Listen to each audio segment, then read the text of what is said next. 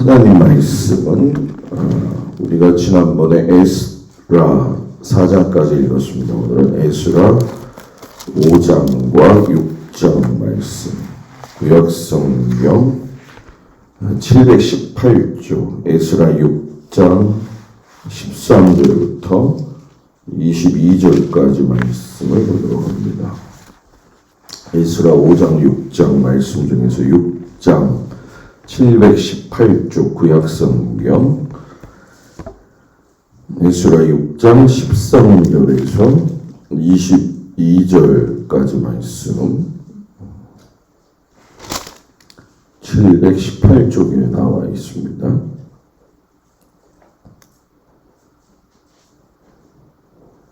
말씀을 다같이 봉독합니다. 에스라 6장 13절에서 22절까지 말씀. 다리오 왕의 조소가 내림에 유브라데강 건너편 총닥다트네와 스달레보스네와 그들의 동관들이 신속히 준행하니라. 유다 사람의 장로들이 선지자 학개와 이또의 손자 스가랴의 권면을 따랐으므로 성전 건축하는 일이 형통한지라. 이스라엘 하나님의 명령과 바사왕 고레스와 다리오와 아닥사스다와의 조서를 따라 성전을 건축하며 일을 끝내되 다리오 왕 제6년 아달월 3일에 성전 일을 끝내니라.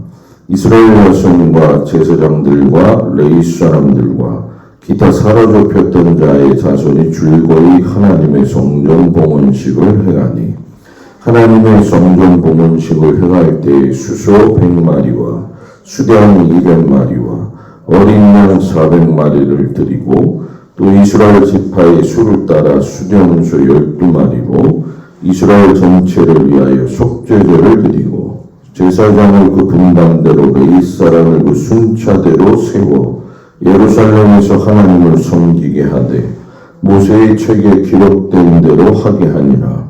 사로잡혔던 자의 자손이 첫째 달 14일에 유월절을 지키되 제사장들과 레위 사람들이 일제히 몸을 정결하게 하여 다 정결함에 사로잡혔던 자들의 모든 자손과 자기 형제 제사장들과 자기를 위하여 유월절 양을 잡으니 사로잡혔다가 돌아온 이스라엘 자손과 자기 땅에 사는 이방 사람의 더러운 것으로부터 스스로를 구별한 모든 이스라엘 사람들에게 속하여 이스라엘의 하나님 여호와를 찾는 자들이 다 먹고 즐거움으로 이래 동안 무교절을 지켰으니 이는 여호와께서 그들을 즐겁게 하시고 또 아수르 왕의 마음을 그들에게 돌려 이스라엘의 하나님이신 하나님의 성전 건축하는 손을 힘있게 하도록 하셨음이도라.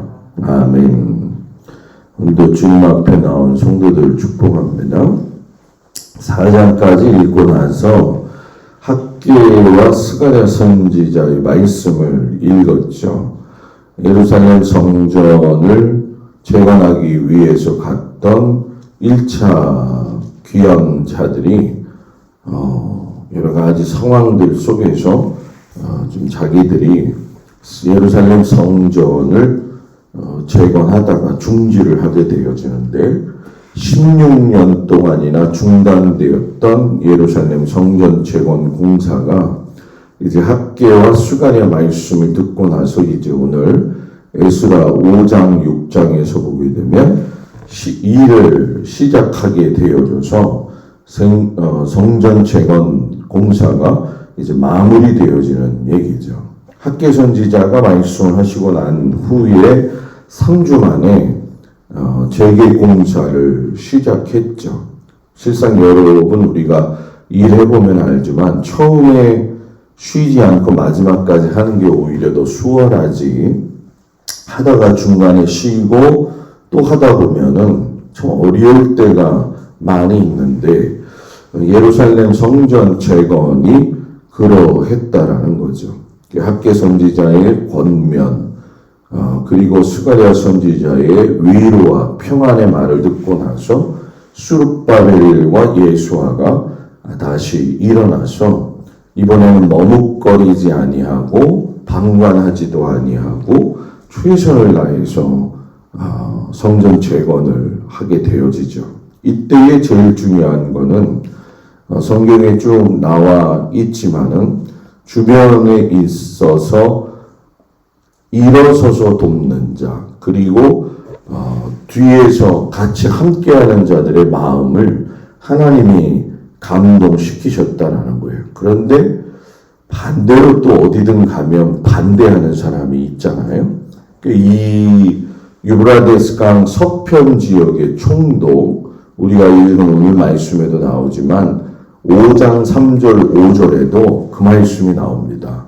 유브라데 강 건너편 총독 다뜨네와 스달보스네와 그들의 동관들이 다 나와 그들에게 이르되 누가 너희에게 명령하여 이 성전을 건축하고 이 성곽을 마치게 하였느냐 하기로 하고서는 다리오 왕한테 편지를 보내죠. 이 다뜨네와 스달보스네와 동관들은 실상 다리오 왕에게 공문을 보낸 이유는 성전 재건을 법적 근거를 가지고서는 막으려고 했다라는 거죠. 그러나 하나님은 하려고 하는 사람에게는 할 수 있는 힘도 주시고 하려고 계획하셨으면 어떤 일이 있어도 하시는 분이구나 하는 것을 오늘 말씀 속에서 보면서 하나님의 일을 방해할 수가 없구나 사람은 이걸 깨닫게 되어지죠. 이 다뜨네와 스달보스네 그 동관들이 보낸 편지에 보게 되면 상소의 내용이 이제 스가랴 5장, 에스라 5장에 나와 있는 이야기인데 그 중에 하나가 뭐냐? 다리오한테 이 성전 재건 공사를 명령한 자가 누굽니까?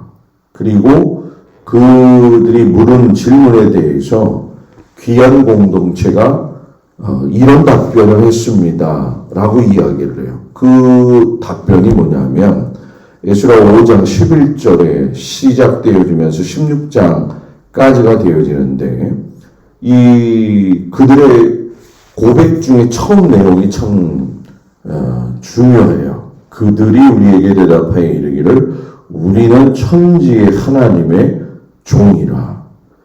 남유다 장로들이 이 답변을 할 때 보면 이 다뜨네와 스달보스네가 기분이 나쁜 거죠. 왜냐하면 자기네는 천지의 하나님의 종이라고 이야기를 하잖아요. 그리고 이러한 과정이 성전이 무너지고 건축하게 되어지는 때에는 우리들의 죄 때문에 쌓여 있었던 죄 때문에요. 쌓여 있었던 죄 때문에 이렇게 멸망을 했고 또 이것으로 인해서 다시금 재건할 수 있게 되었다.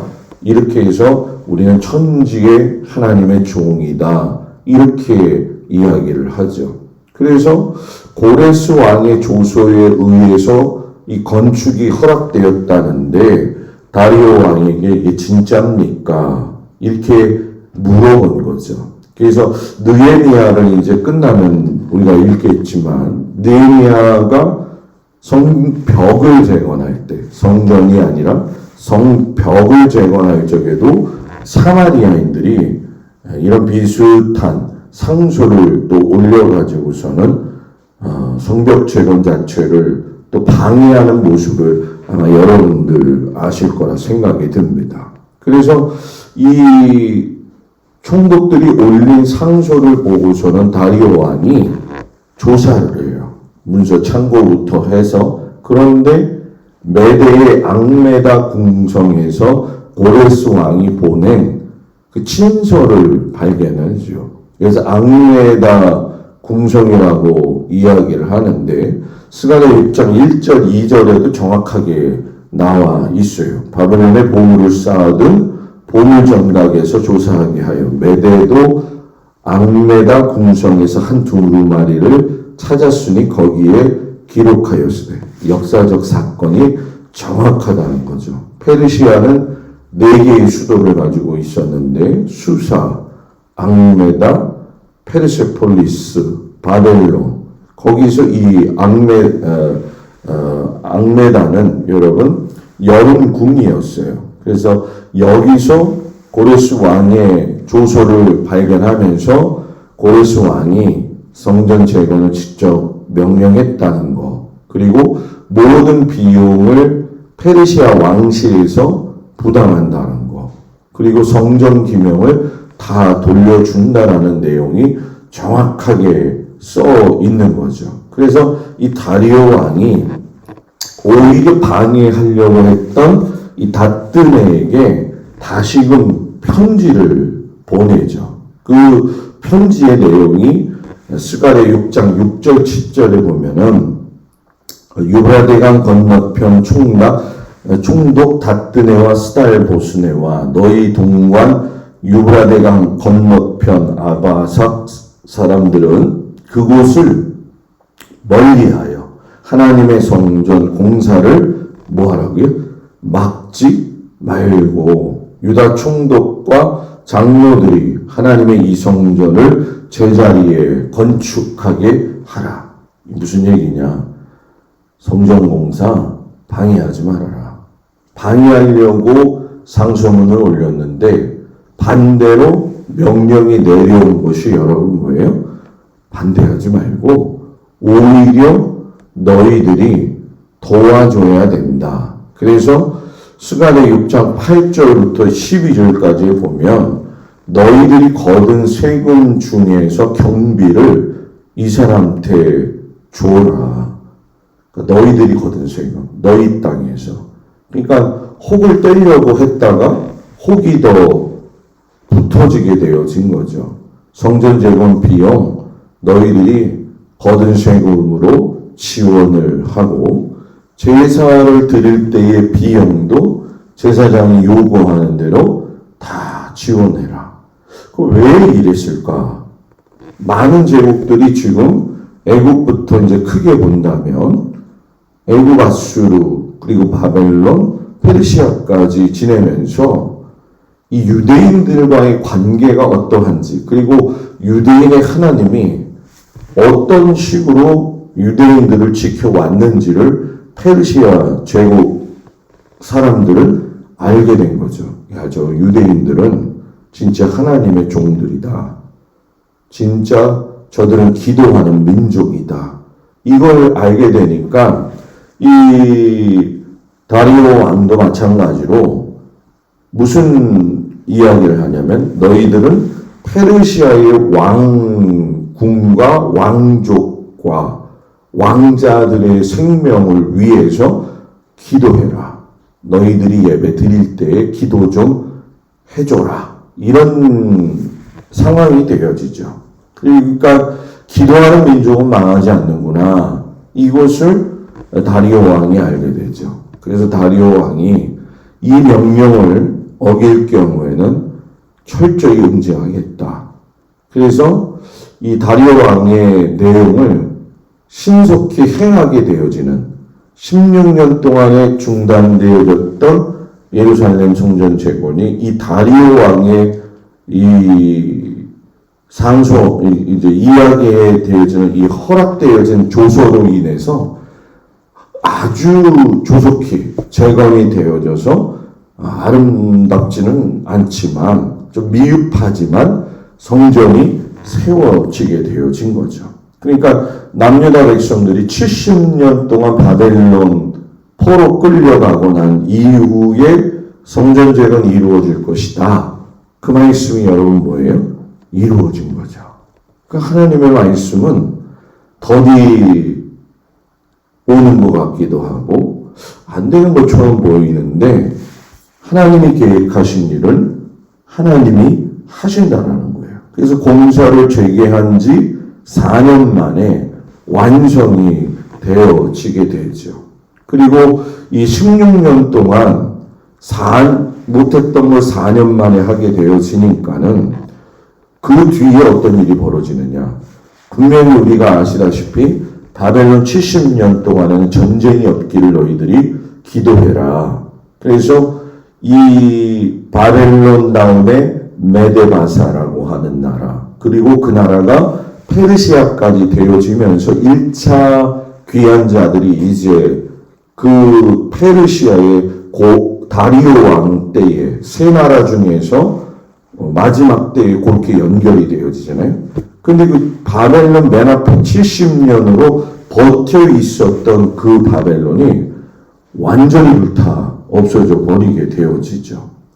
이 솔로몬 성전 때보다는 굉장히 복원하는 내용은 오늘 말씀 여러분들 보셔서 아시겠지만은 솔로몬 때는 성전 낙성식을 할 때에 희생제물을 드리면 소를 22,000마리, 양이 12만 마리 이렇게 하나님 앞에 드렸는데 오늘 보면은 수소 100마리, 수량 200마리, 어린 양 400마리 아주 빈약해 보이죠. 그러나 중요한 건 속죄제가 회복이 되어졌다는 것이고 제사장들이 역할을 하게 되어졌다는 것이고 레위 사람들이 반차대로 일을 하기 시작을 했다는 거죠.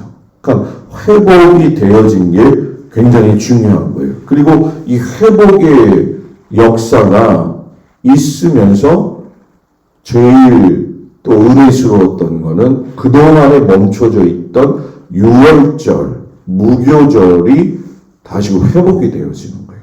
이스라엘의 역사 가운데 유월절부터 해서 초막절까지의 내용은 아주 중요한 겁니다, 여러분. 그래서 이건 단순한 성경에서 유월절을 지켜라 했으니까 유월절 지키는 게 아니라는 거예요. 그래서 제가 이 여호와의 절기에 대한 설교만 한 4달, 5달 한 적이 있습니다. 굉장히 어렵죠, 좀. 그런데 제가 여러분들한테 계속 이걸 강조하는 거는 그거를 말씀을 들어야 될 때가 이제 분명히 언젠가 오겠지요. 그래서 이것도 제가 설교한 거를 여호와의 절기에 대한 설교한 거를 A4 용지로서 요만큼 굵기의 책을 만들었어요. 그래서 지금 아마 제가 가지고 있는데 한 10권 정도가 있을까? 그 정도 찾아보면 있을 텐데 궁금하면 한번 먼저 보셔도 좋을 거라고 생각이 되어져요. 그러니까 이 유월절과 무교절의 회복은 하나님이 말씀하셨던 제사장 나라의 회복이 이루어졌다는 거예요. 그러니까 하나님이 소원하시는 건 뭐냐면 하나님의 제사장의 나라처럼 그 본분된 모습이 회복돼야 된다는 거예요. 교회는 교회로서의 회복이 돼야 되고 성도의 삶은 성도의 삶으로서 회복이 되어야 된다는 거죠. 왜 하나님은 이렇게 강조하셨을까? 이 모든 것들은 하나님을 믿는 백성으로서의 정체성이에요. 정체성을 잃어버리면 내가 누군지 모르는 거하고 똑같은 거예요. 왜 일본 사람들이 한국 사람들의 머리를 이렇게 칼하게 상투를 잘라내고 이름을 개명했느냐? 저 민족의 정체성을 없애려고 했던 거 아니겠어요? 그런데도 불구하고 이스라엘 백성들도 그러한 어려움들이 있었지만 하나님은 그거를 정체성에 대한 회복을 분명히 시키셔요. 그래서 예수 믿는 사람은 내가 누구냐? 예수 믿는다는 건 무엇이냐? 아주 단순한 질문 같지만 이 질문에 대해서 고민해야 돼요. 나는 어떻게 하나님 앞에서 내 신앙을 지키고 있느냐? 이 시대에 달러가 올라가고 증시가 내려가고 이제 망했구나 이런 차원이 아니라 왜 급박하게 이렇게 경제가 돌아가지? 왜 전쟁들이 이렇게 많이 일어나지? 요 근래 한 1, 2주 사이에 또 지진이 맨날 일어났으니까 일어난 거지 이게 아니라 왜 이런 일들이 이 시대에 급박하게 일어나지? 거기서 나는 하나님을 믿는 백성으로서 어떻게 이 상황들을 보아야 될 것이냐 굉장히 중요한 거죠. 그냥 살아가는 게 아니라는 거예요. 이런 것들을 모르고 어떻게 보면 한국은 아직도 그러니까 우물 안에 있는 것처럼 그죠? 자기네들끼리 싸우고 기독교도 마찬가지 아니겠어요? 모든 종교들도 마찬가지고 교회의 이기주의 성도들은 하나님의 말씀 앞에 온전히 서지 못하고 세상 사람하고 구분이 안 되고 목회자들도 하나님 앞에 바로 서지 못하고 있고 참 안타까운 현실이 있죠. 이 우리의 신앙을 굉장히 점검해야 될 때가 지금이다. 이건 우리 권사님들, 우리 성도님들이 정말 한번 마음속에 깊이 깨닫고 고민하면서 하나님 앞에 아뢰보는 것이 정말 중요하다는 거예요. 그리고 나서 하나님이 그 뒤에 말씀을 보니까 예루살렘 성전이 재건되고 난 이후에 여러분 기가 막힌 일이 벌어지죠. 바벨론 성이 완전히 무너져요. 아마 기억나시는지 모르겠지만 바벨론 성이 이렇게 세워지고 난 후에 고레스 왕이 아닥사스다 왕 시대를 마무리할 적에 보게 되어지면 바벨론 성 문을 열어주었잖아요. 싸움 하나도 안 하고 열어줬어요. 왜냐하면 자기들이 반기를 들었던 거죠. 그런데 그 사람들이 또 반기를 들어요. 누구한테? 다리오 왕한테. 우리는 조공도 안 마치고 다 안 하겠다. 그러니까 문을 딱 잠궜는데 지난번에 바벨론 왕국의 왕궁을 제가 한번 보여드린 적이 있죠. 사방이 90km. 안에는 유브라데스 강이 있고 곡식도 충분하고 그러니까 이들이 100개의 청동물을 다 이렇게 걸어 잠그고 있으니까 20개월 동안 다리오 왕이 정복을 하지 못하게 돼요. 바벨론 왕궁을. 그런데 이때에 조피로스라고 하는 페르시아의 한 귀족이 있잖아요. 여러분 보세요. 자기 자기 코를 잘라요. 그리고서는 머리를 흉하게 뜯어놓은 상태로 나는 이렇게 페르시아 사람이지만 페르시아인한테 당했다라고 이야기를 하면서 투항을 합니다. 거짓으로. 그리고 그 거짓 투항에서 또 이 페르시아 사람들을 바벨론의 입장에 서가지고선 싸우죠. 그래서 2,000명씩 세 차례에 걸쳐서 6,000명을 몰살시키는 일을 한 거예요. 그러니까 믿을만 하잖아요. 그죠? 그러니까 이때에 바벨론 왕궁에서 이 조피로스라고 하는 사람을 문지기로 등용을 시킨 거예요. 왜 하필이면 또 문지기일까요? 그죠? 문지기는 뭐 하는 사람? 문 열어주고 문 닫아주는 사람. 그래가지고 이 사람이 드디어 문을 열어줘요. 그래서 20개월 만에 그 긴 싸움이 끝나면서 바벨론 성은 완전히 예루살렘 성처럼 아주 크게 무너지죠. 100개의 청동문도 다 녹여버려 가지고서는 없애버릴 정도였어요. 그러니까 왜 하나님이 너희는 바벨론의 70년을 평안을 위해서 기도하라 했는지 여기서 이해가 되는 거죠. 메데바세가 가지고 페르시아가 딱 올라오면서 하나님은 바벨론 왕궁을 멸하셨다는 거예요. 그러니까 한때에 찬란했던 그 시대는 분명히 가게 돼 있어요. 그러면 중요한 건 뭐냐? 목사님 갈 건데 그냥 그대로. 그게 아니에요. 그 시대, 내가 지금 살아가는 이 시대의 지금 내 모습과 내 신앙은 하나님 보시기에 가장 아름다운 전성기가 되어야 된다. 내가 옛날에 신앙 좋았는데 그거 아니라는 거예요.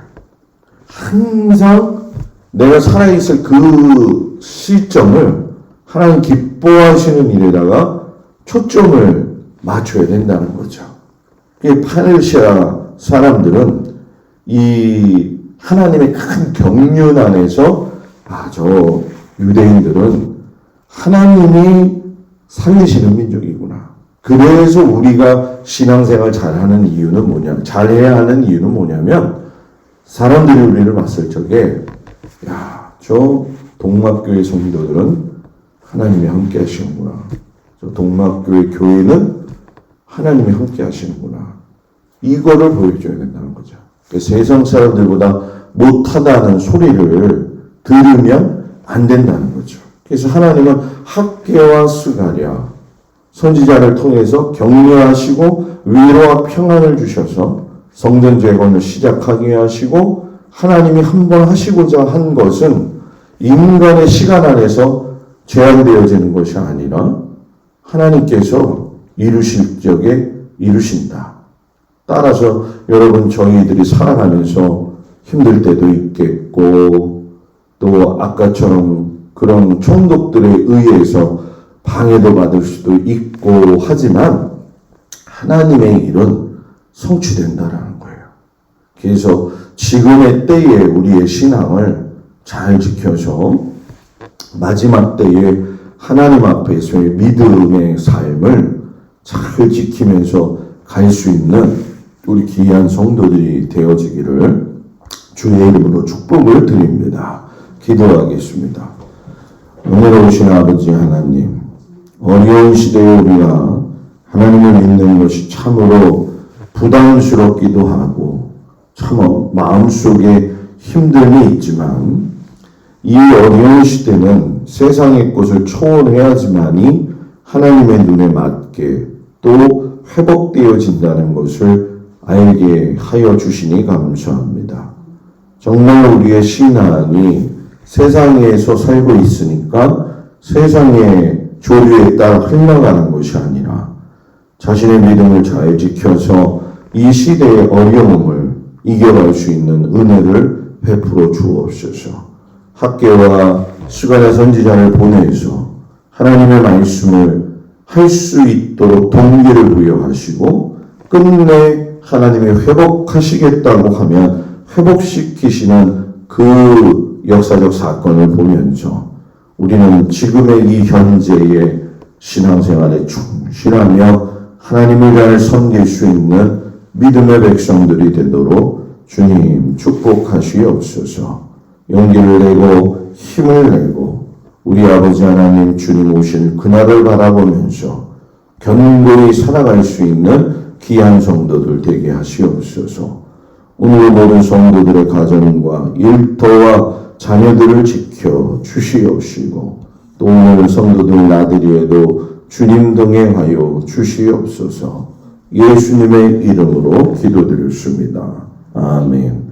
하늘에 계신 우리 아버지여, 이름이 거룩히 여김을 받으시오며 나라의 마옵시며 뜻이 하늘에서 이루어진 것 같이 땅에서도 이루어지이다. 오늘날 우리에게 일용할 양식을 주옵시고, 우리가 우리에게 죄 지은 자를 사하여 준 것 같이 우리 죄를 사하여 주옵시고, 우리를 시험에 들지 말게 하옵시며 다만 악에서 구하옵소서. 나라와 권세와 영광이 아버지께 영원히 있사옵나이다. 아멘.